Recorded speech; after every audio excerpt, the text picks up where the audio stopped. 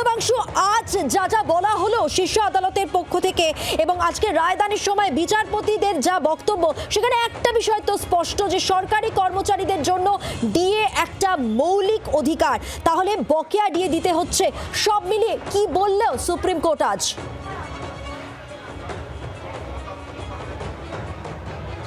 মধুবন্তী, দেখো, অবশ্যই বলবো রাজ্য সরকার ধাক্কা খেলো সুপ্রিম কোর্টে। শুধু ধাক্কা নয়, সুপ্রিম কোর্ট রাজ্য সরকারের যে তত্ত্ব, সেই তত্ত্বও কিন্তু এক প্রকার খারিজ করলো। কারণ বলে দেওয়া হলো সুপ্রিম কোর্টের তরফ থেকে যে ডিএ দেওয়া বা মহার্ঘ ভাতা দেওয়াটা বা তাদের পাওয়াটা একটা অধিকারের মধ্যেই পড়ে। সুতরাং সেই জায়গা দাঁড়িয়ে সময়সীমা আবারও বেঁধে দিল সুপ্রিম কোর্ট।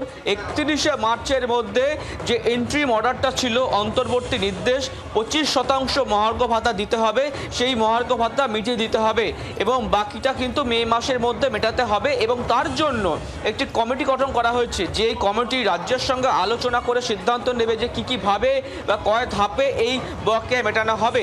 রাজ্য যুক্তি দিয়েছিল যে আমাদের ফান্ড নেই, কিন্তু সেই যুক্তিও কিন্তু এক প্রকার মানলো না। আজকে বাজেট আছে, সেই বাজেটে হয়তো তার উল্লেখ থাকতে পারে, আশঙ্কা করা হচ্ছে বা অনুমান করা হচ্ছে, কিন্তু এই মে মাসের মধ্যে সম্পূর্ণ বকেয়া মেটাতে হবে ধাপে ধাপে। এটা রাজ্য সরকারকে মাথায় রাখতে হবে।